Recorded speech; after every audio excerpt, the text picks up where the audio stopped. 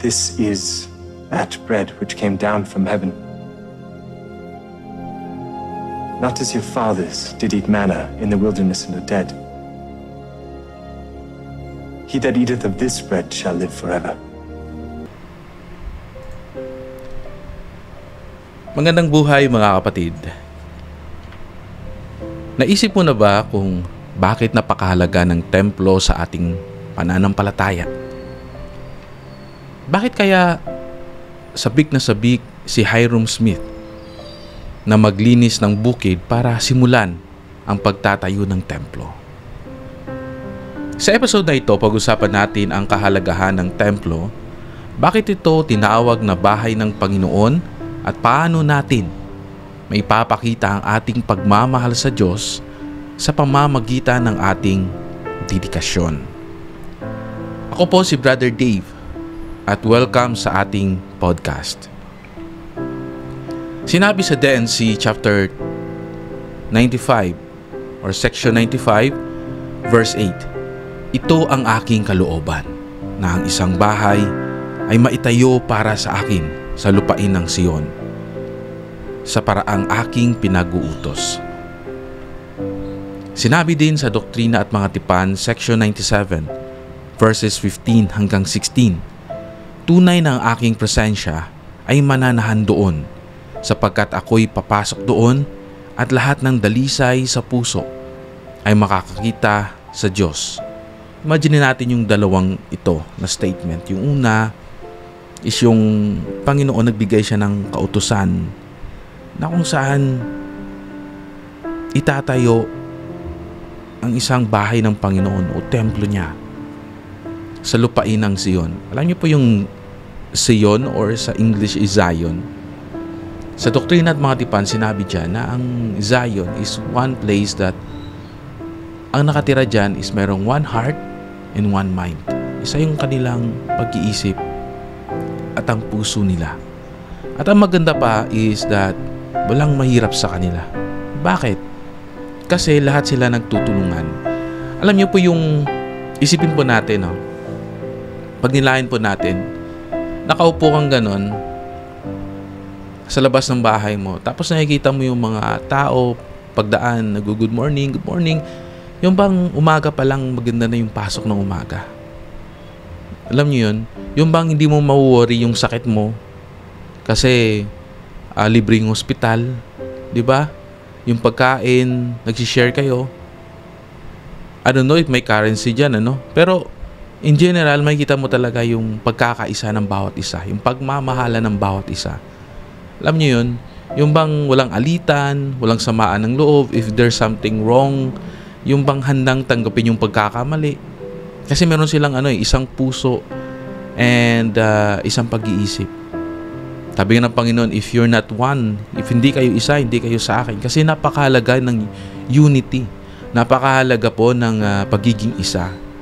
Kaya sa Zion or Sion, yun yung sabi ko kahapon sa aking kasama na hindi natin ma-obtain yan pag dito pa lang sa mundo, hindi na tayo nagiging isa. Kanya-kanya yung prinsipyo natin. Even kanya-kanya yung prinsipyo natin, pero huwag natin kalimutan yung yung respeto. Di ba? Sa mundo ngayon, ano ba yung nangyayari? Sa mundo ngayon, alitan, samaan ng loob, giyera, walang pagtitiwala, di ba?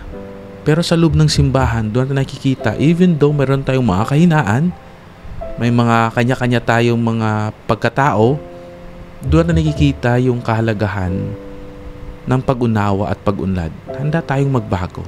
Handa tayong turuan. At pangalawa, sinabi dito na yung templo ng Diyos ay doon siya mananahan. Alam niyo po, we are grateful na this year nakapunta kami sa temple. For how many years? Hindi tayo makakapunta sa templo pag wala tayong temple recommend. Yung temple recommend, ito yung gagamitin natin pagpunta doon, pagpasok. Kasi papakita natin to if karapat dapat tayo. Yung temple recommend, nakukuha natin to sa ating bishop. Pinipirmahan niya, ina-approve niya, pamamagitan ng interview, kung karapat dapat tayo, nagsusumikap ba tayo, and then apurbahan niya ng stake president or kung nasa district, kasi district kami, ina-approve yan ng mission president, 2 tao. And then pagdating doon, naka-record yan sa computer, pag-check yan, pag-scan, pwede tayo makapasok. So, real talk tayo. Mga kapatid, iwasan natin yung sama ng loob sa ating mga leaders. It's normal to feel dahil, I don't know kung ano yung reason. Minsan yung iba, mababaw, yung iba, malalim. My point is, na tandaan natin na hindi tayo makakakuha ng temporary comment if hindi tayo nagsisimba. Hindi tayo makakakuha ng temporary comment if hindi tayo nagbibigay ng ikapo at fast offering donation. Hindi tayo makakapagbigay ng ikapo pag meron tayong galit. At marami pa dun. Yung word of wisdom, law of chastity, being honest, being faithful to the Lord, yung ating testimony. So, hindi tayo makakapasok, makakuha nun kapag di tayo nagsisimba. Di po ba? So, sabi ko nga, no, real talk. Walang camera. Just go sa church, makinig ka doon, empty your mind, empty your cup, makinig ka, and after nun, mating ka ng klase, makinig ka, umuwi ka. You don't need to converse with others if hindi mo parang hindi ka komportable. Hindi mo kailangan makipag-usap. Ang kailangan mo lang is to honor God and go to church. Parang daling sabihin no? May pagkakataon din po sa buhay ko, hindi lang minsan, na parang alam yung Sunday na mabigat sa pakiramdam. Yung parang ay mo bumangon kasi for whole week na yon, yung parang pagod ka. That time sabi mo, magisimba pa ako, matutulog. Di ba may mga ganon? So, yan po yung real talk. Ano pa, may pagkakataon na ayoko magsimba, ayoko makita si ganito, ayoko magsimba, ayoko makita si president o si bishop. Di ba? Yung mga ganon tayo. Kasi, normal lang yan bilang tao. Yung hindi normal, pag yung sarili mo na, yung pinapahirapan mo. Last time nga, yung binahagi ko, di ba? Yung umiinom ka ng lason, na ina-expect mo, yung tao na yun na sinamaan mo ng loob, siya yung mamamatay, hindi po yun.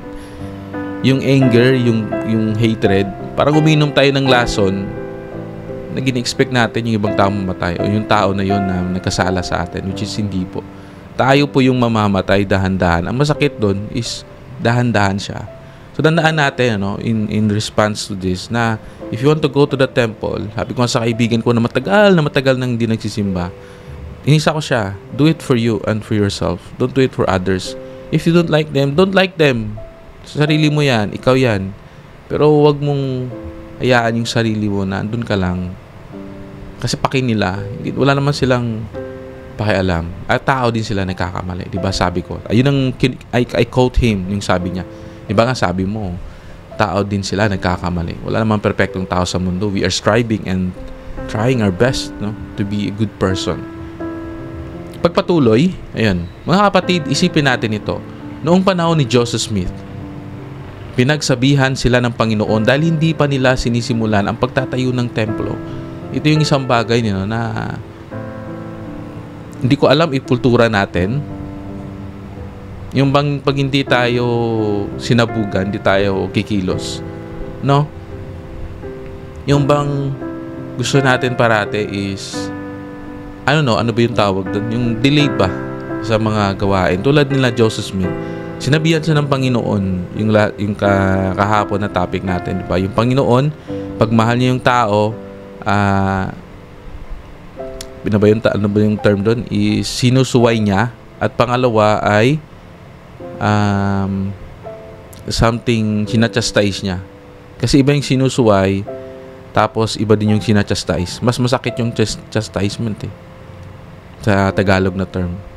Diba? So, dito makita natin na hindi pa nila sinisimulan yung pagtatayo ng templo. Siguro marami silang rason, pagod, para imposible kasi na-remember ko nga sa panahon ni Noah, yung pagtatayo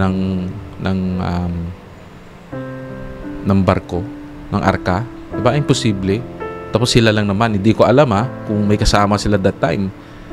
Pero minsan, pag hindi natin sinisimulan, walang mangyayari. Tulad, halimbawa, pag naisip natin na, ay, hindi ko kaya maging mayaman. Tama, hindi ka magiging mayaman kasi nakaupo ka. Yung kahapon, kasi yung goal, ang ginagawa namin ng kaibigan ko, pag nag-walking kami, we talk about principles in life. Nag-share sa akin, at gusto ko nang i-share sa inyo. May isang pulube na humihingi sa babaan ng train. Tapos, may isang businessman na bumaba and humingi yung pulube. Naglimo siya. Sabi ng negosyante, don't expect na lahat ng tao magbibigay sa'yo. Kasi hindi mo yan control. Buong buhay mo na lang ba maging pulubi ka? Yun yung sabi. So, parang napaisip yung pulubi. Sa pag-iisip niya, naisip siya ng paraan. Kumuha siya ng mga bulaklak. Ang ginawa niya, namumulubi siya, tapos binibenta niya yung bulaklak. So, binibigyan siya ng pera. Until one day, medyo may konti na siyang pera, bumaba yung businessman uli. Binigyan niya ng flower at ininga ng tag doon? Naglimos. Ayan. So, nag-smile yung businessman, sabi sa kanya, aba, alam mo na yung ginagawa mo ngayon, ha? This is called negosyo, sabi niya. Nagpasalamat yung pulubi sa kanya. After ilang years, pagbaba ng train, bumaba yung businessman nakasuot ng suit kasi yun eh. May bumaba ding tao nakasuot din ng suit. Tapos sabi ng businessman, parang kilala kita. Sabi niya, ako yung pulubi na tinuruan mo. Na binahagian mo. Tapos, anong ginagawa mo ngayon? Natuwa yung businessman. Sabi niya, nagtitinda ako ng bulaklak. Ayun. So, that's the story, no? Yung nagsisimula yun kasi sa mindset, eh. Tulad dito sa storya ni Joseph Smith, no? Ni Prophet Joseph Smith. Kapag iniisip natin is hindi natin kaya, wala lang mangyayari sa buhay natin. No? Alam nyo po, hindi ko na po ninalang yung pagiging teacher. Ito po ay noble at talagang masabi ko talaga yung trabaho dito kahit na wala talaga kapantay. Yung ating Panginoong Jesucristo, isa siyang guro.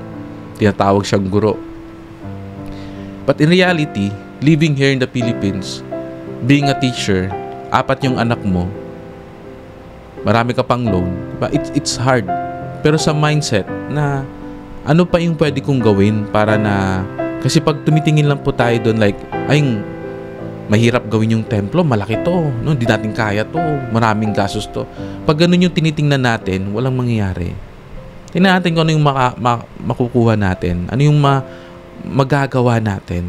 Kasi later on na yon, bahala na kinabukasan, basta gawin ko ngayon. Huwag nating tingnan yung kabuuan na natin kaya. Tingnan natin na kaya kong gawin yung padahan-dahan. Di ba? In small things, great things shall come to pass. Sabi ko sa kaibigan ko, in our life, there's an advocacy. Ano yung advocacy mo sa buhay? Kasi sa akin, yung advocacy ko is mapaglingkod talaga sa Diyos. Sabi ko sa kanya, if yung advocacy mo is yumaman, huwag mo akong kalimutan, mag-sponsor ka sa akin someday. Tapos nagtawanan na lang kami. Patuloy po tayo. Pero nang marinig nila ang utos, agad silang kumilos. Ito na yung chastisement ng Panginoon. Si Hyrum Smith mismo, hindi na naghintay. Dahil sa sinabi ng Panginoon na magtayo kayo ng templo. Tumakbo siya para kumuha ng karet at linisin ang bukid. No? Ang galing ni Hyrum kasi siya mismo yung nag-umpisa at linisan yung bukid. Kasi alam niya yung kahalagahan ng templo. Bakit? Dahil alam niya na ang templo ay hindi basta gusali. Ito ay bahay ng Panginoon, lugar ng kapayapaan at tahanan ng mga tipan. Yung may nakausap ako isang tao, sabi niya, yung simbahan, hindi lang yan simbahan. Yung simbahan is tao. Pero bakit nagtitipon-tipon tayo? Makapagsimba ba tayo kung mag-isa lang tayo? We can praise God.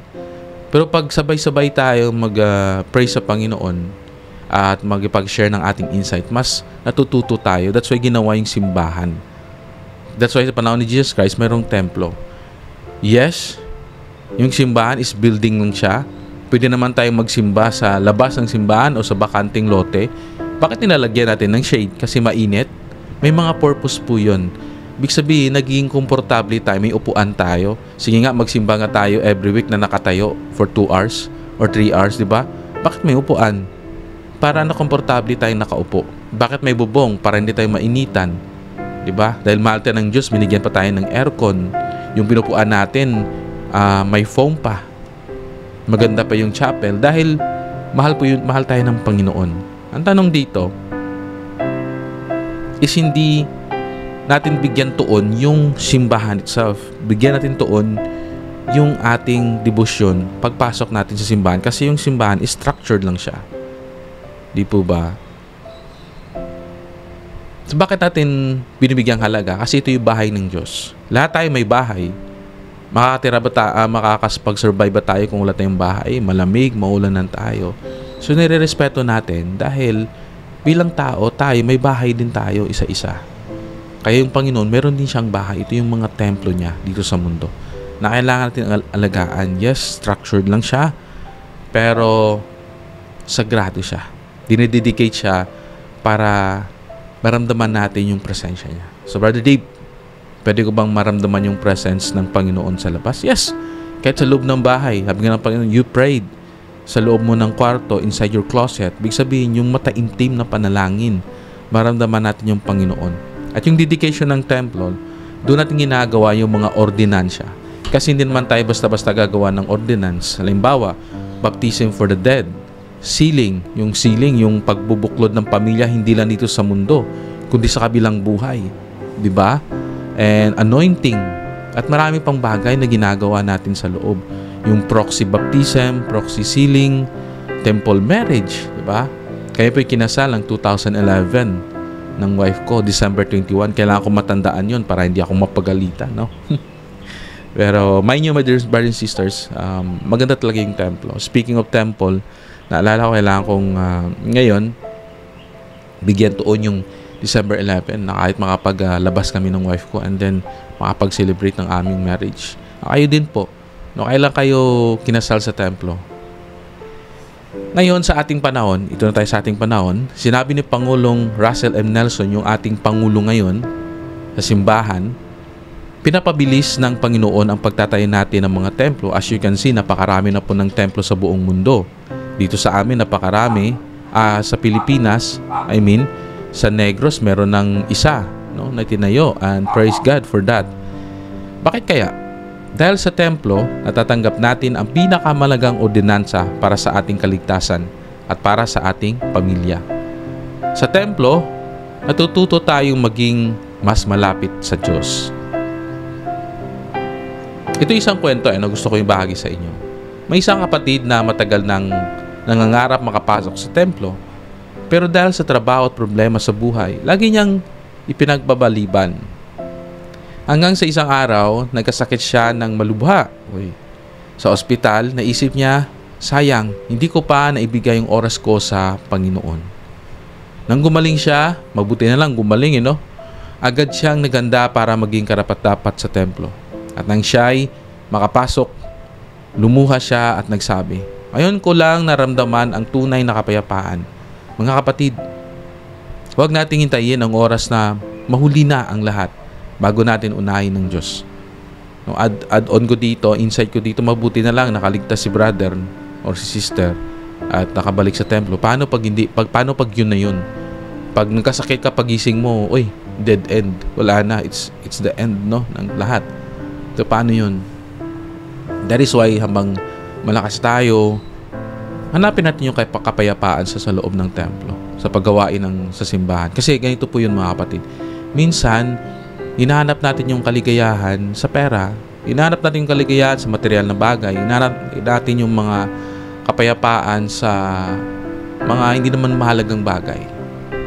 Sabi ng Panginoon, hanapin niyo yung kapayapaan sa akin. Kasi yung kapayapaan ko pang walang hanggan. Kaya nang nakapunta ako sa templo po, pumasok ako, sabi ko sa Panginoon, God, if meron lang akong sufficient na enough lang na pera, mas gusto ko dito.